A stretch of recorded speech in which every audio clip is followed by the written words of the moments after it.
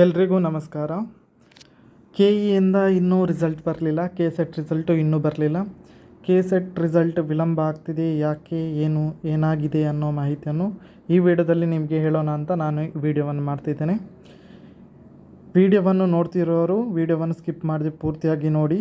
ಇದುವರೆಗೆ ಯಾರು ನಮ್ಮ ಚಾನಲನ್ನು ಸಬ್ಸ್ಕ್ರೈಬ್ ಮಾಡ್ಕೊಳ್ಳಿಲ್ಲ, ಸಬ್ಸ್ಕ್ರೈಬ್ ಮಾಡ್ಕೊಳ್ಳಿ. ಕೆ ಸೆಟ್ನ ಎಲ್ಲ ಅಪ್ಡೇಟ್ ಮಾಹಿತಿಯನ್ನು ನಾವು ನಿಮಗೆ ಇಲ್ಲಿ ಒದಗಿಸ್ತೇವೆ ಅಂತ ಹೇಳ್ತಾ ಬನ್ನಿ ಇವತ್ತಿನ ವಿಡಿಯೋವನ್ನು ಶುರು ಮಾಡೋಣ.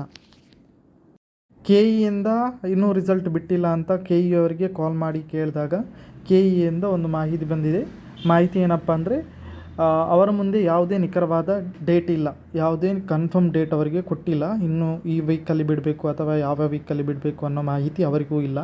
ಅಧಿಕಾರಿಗಳಿಗೆ ಯಾವುದೇ ಶಿಫಾರಸು ಮಾಡಿದಂಥ ಡೇಟ್ ಸಿಕ್ಕಿಲ್ಲ ಇನ್ನೂ ಸಹ. ಹಾಗೆಯೇ ರಿಸಲ್ಟ್ ಯಾವ ಕ್ಷಣದಲ್ಲೂ ಬೇಕಾದರೂ ಬರ್ಬೋದು. ವೆಬ್ಸೈಟಲ್ಲಿ ಅದನ್ನು ವೆಬ್ಸೈಟಲ್ಲಿ ಯಾವ ಕ್ಷಣದಲ್ಲಿ ಬೇಕಾದರೂ ಹಾಕ್ಬೋದು. ಅವರು ಯಾವ ದಿನಾಂಕ ಅಂತ ನಿಗದಿಪಡಿಸಲಾಗಿಲ್ಲ ಅಂತ ತಿಳಿಸ್ತಾರೆ ಅವರು. ಸೊ ಈ ಮಾಹಿತಿ ಕೆ ಇಯಿಂದ ಅಧಿಕಾರಿ ಕೊಟ್ಟಂಥ ಮಾಹಿತಿಯಾಗಿದೆ. ಯಾವುದೇ ಶಿಫಾರಸು ಮಾಡಲಾದ ದಿನಾಂಕ ಇಲ್ಲ. ಹಾಗೆಯೇ ಕೆ ಸೆಟ್ ರಿಸಲ್ಟ್ ಯಾವಾಗ ಬೇಕಾದರೂ ವೆಬ್ಸೈಟಲ್ಲಿ ಅನೌನ್ಸ್ ಆಗ್ಬೋದು, ಯಾವಾಗ ಬೇಕಾದರೂ ವೆಬ್ಸೈಟಲ್ಲಿ ಪಬ್ಲಿಷ್ ಆಗ್ಬೋದು ಅನ್ನೋ ಮಾಹಿತಿಯನ್ನು ಕೊಟ್ಟಿದ್ದಾರೆ. ಸೊ ಯಾರೆಲ್ಲ ರಿಸಲ್ಟ್ಗಾಗಿ ಕಾಯ್ತಿದ್ದೀರಾ, ಎಲ್ಲರೂ ವೆಬ್ಸೈಟನ್ನು ಚೆಕ್ ಮಾಡ್ತೀರಿ. ದಿನಕ್ಕೊಂದು ಸಾರಿ ಆದರೂ ವೆಬ್ಸೈಟನ್ನು ಚೆಕ್ ಮಾಡ್ತೀರಿ. ರಿಸಲ್ಟ್ ಬಂದೇ ಬರುತ್ತೆ, ರಿಸಲ್ಟ್ ಬಿಡ್ತಾರೆ ಅನ್ನೋ ಮಾಹಿತಿಯನ್ನು ಕೊಡ್ತಾರೆ. ಆದರೆ ನಿಖರವಾದ ಡೇಟ್ ಇನ್ನೂ ಫಿಕ್ಸ್ ಆಗಿಲ್ಲ ಅನ್ನೋದನ್ನು ತಿಳಿಸಿದ್ದಾರೆ. ಆದರೆ ಯಾವ ಕ್ಷಣದಲ್ಲಿ ಬೇಕಾದರೂ ವೆಬ್ಸೈಟಲ್ಲಿ ಸಿಗ್ಬೋದು ಅಂತ ಹೇಳಿದ್ದಾರೆ.